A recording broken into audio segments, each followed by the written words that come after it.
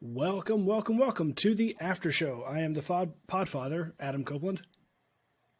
And I am Showtime. Hey, Austin, how you doing? Good. How are you? I'm doing pretty well. I am excited about this new segment, and I'm excited that we're doing this as a video podcast. Yeah, this is pretty cool. I got my Revelation shirt on here, got my Showtime hat on. So we're out here having a good time, and yeah, this will be. I'm so excited to do this. Yeah. Big thanks to the American Classic Golf Club for sponsoring the podcast as well as doing this segment.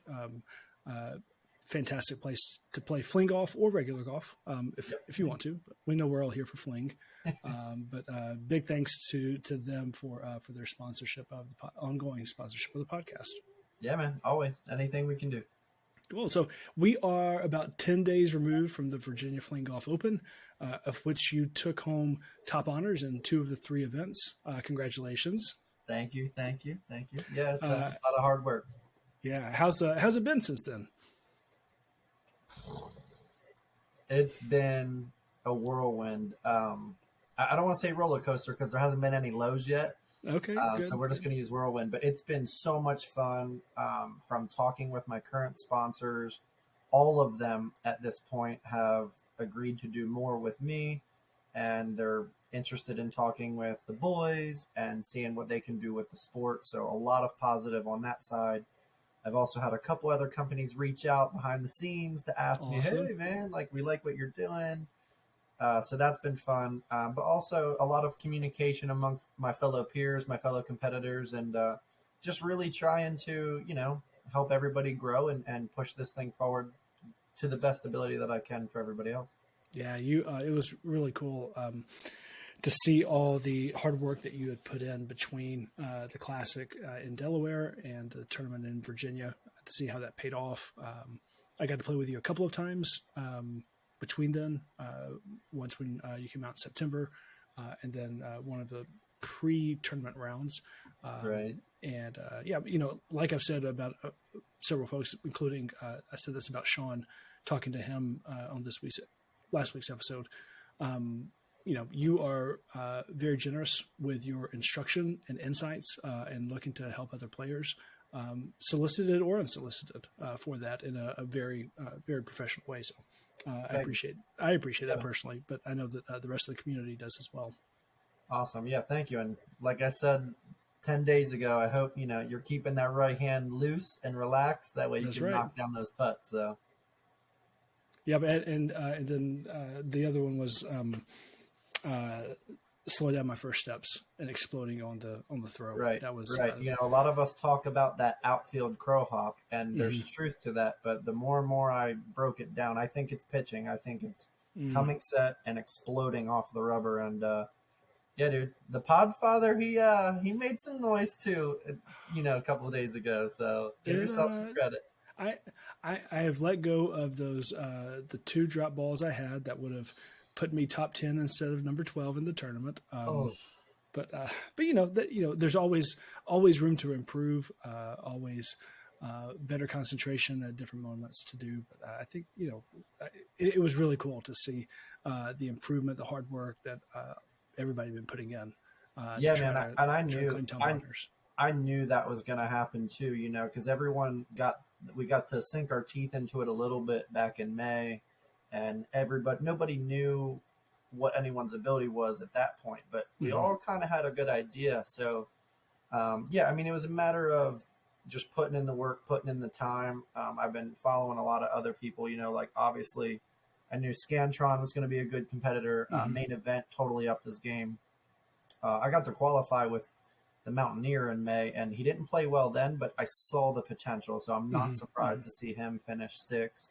Obviously, Brooks, Kenzo, those guys are just tanks. Yeah. So tons of good talent. But I'm really happy to come out on top of that because I put in a lot of time, and my lovely wife definitely allowed me to do it. So Brooke is amazing, and I'm very grateful for her for allowing me to do that. So kudos to Show's Over and to Navy as well. And to Navy, she sacrificed some daddy time, and right now it's really cool, especially with our upcoming trip to Disney World, and I get to just kind of unwind.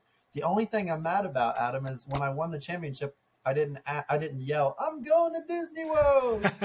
I missed my opportunity, but hopefully down the road that opportunity presents itself. Well, maybe you can talk to the mouse while you're down there to see if that's a sponsorship that they could work out for next year's Virginia Fling Golf Open. Hey, we already have the ESPN connections. Maybe right. I'll talk with John, know who I need to find out, and we'll see what happens. Hey, we're a couple I'm gonna days. hang out with Darth Vader for a day too. Yeah, I gotta get my geek on. We're recording this a couple of days after Halloween. You just got to have your first Halloween as a dad. Navy had her first. How was that? Any highlights? My God, it was amazing. I've been logged on here about 15 minutes before you, and I was just destroying some Kit Kats, some Snickers. So if I have any chocolate in my teeth, I apologize. But man, having a 1-year-old who can't eat nothing is amazing. But I know the next 15 years it's all her. So I definitely enjoyed this Halloween. So you mentioned Kit Kat and Snickers. What are your other? Round out your top 5. What are your other 3? Oh well, so Snickers is 1. Twix would be 2. I would say Skittles, Kit Kat 4, and then like any lollipop. Like it's like honestly, the Jolly Rancher lollipops are so good, and you can't even like lick them. You just straight up bite them off the stick and throw the stick away. So yeah, those are a pretty good top 5. Being put on the spot there. Yeah. I'm good with those. I wouldn't put in Skittles. I definitely lean towards chocolate. Going to lollipops, we if you're ever in Northwest Ohio, go to the Dum Dum Factory. That's where it is. Yeah, awesome tour. Awesome. I bet you that whole town smells amazing. It does. It does. And some other time I'll have to share. We found out the secret of what the mystery flavor is. It's cherry, right? No, it's a blend. Whenever I'll just go ahead and tell you. Whenever they run, like say they're making cherry, they get done with that batch. Mm-hmm. They fill in the next flavor instead of cleaning it out, and so it's a mix of 2 flavors, and it varies by whatever order they're doing that in. Okay, now that's cool because I thought it was like cherry and one other flavor. And one mystery Dum Dum could be that, and another one could be a different one. Oh, I love that. It's fascinating that they took something to be more efficient to make it mysterious. Dum Dum just passed the Jolly Rancher Pop. And they might even have passed Skittles too. So they're all of a sudden they just went up to 3rd or 4th place. So I love that. That's so cool. So I know from our conversations and text messages, one of the things that you've been active with is taking a lot of questions from folks, particularly around marketing. You do a fantastic job marketing yourself. You've been at the forefront with Ken in securing sponsorships, and we're seeing more and more folks add those in, which is incredibly exciting. Shout out to Yada Golf for these threads. Yada gotta love it. Yeah. Oh, Lucky Jack. I love that phrase. Me too. Typical Jack. That's him. So what I thought it'd be fun if we're going to try to do this as a weekly segment on the tail end of each podcast episode. And so for the first 3, we wanted to break that up and kind of look at marketing yourself and what are the 3 main key points. So for this one, what are we going to talk about? So I think the first main key point that people have to know in regards to marketing themselves is confidence. You have to have it. You have to be confident in yourself and what you're doing. Doesn't mean you have to be cocky.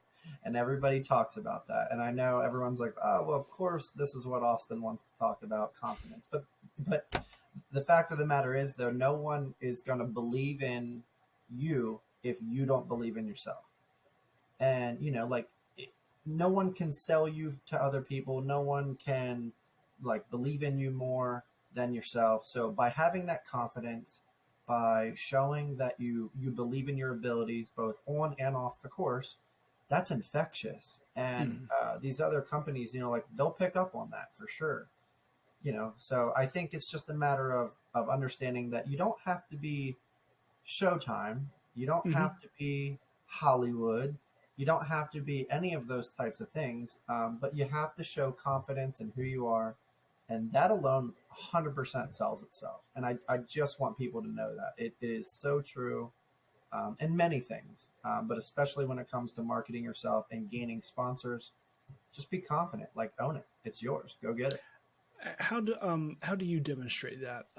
Say with a brand or a company. I'm guessing you've probably made some cold calls or reached out without any connections. What does that look like? Is that are you emailing folks? Are you calling them?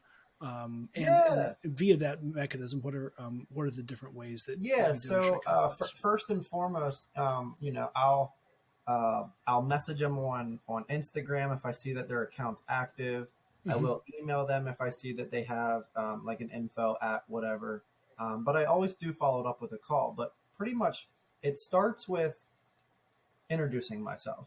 Like, hey, my name's Austin Ebersol, aka Showtime, and I'll put an emoji there because the emoji, is it professional?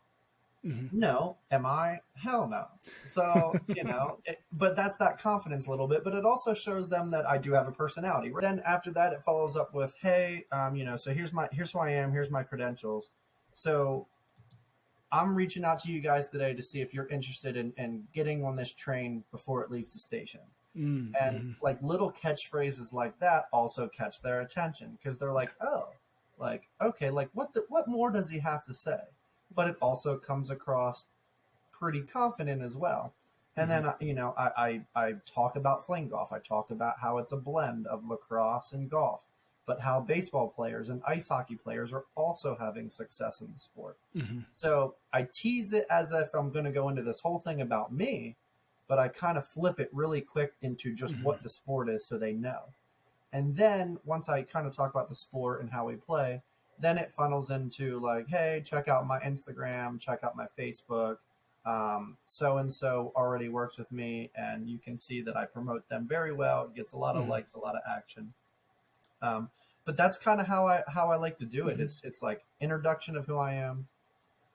Talk about the sport. I'm sure they get emails and DMs all day long about people praising themselves about who they are and what they've done.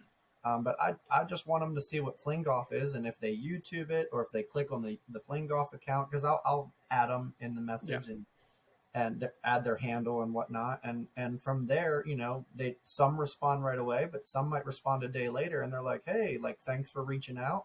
We like what you're doing. Like, yeah, this seems pretty cool, and let us know what we can do. And then I follow up with, well, hey, and I think this is a big suggestion for everybody in that moment. This is when you go, hey, would you like to schedule a call?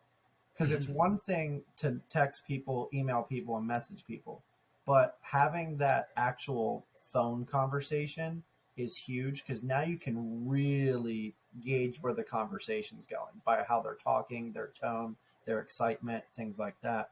So that's when I would be like, hey, like, are you free this day? Like, if so, you can reach me at this. And I'd love to talk about it. And it has almost always led to at least a phone call.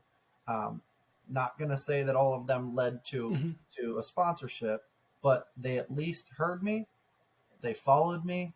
They're still watching to an extent. I might not be at the top of their feed, but just by clicking on Fling Golf and clicking on me, all of a sudden, you know how the algorithms work. That's right. And all of a sudden, it just pops up more and more on their news feed. So yeah, I think, like I said, introduce yourself, be polite, maybe have a little fun with it, or show the confidence in some way.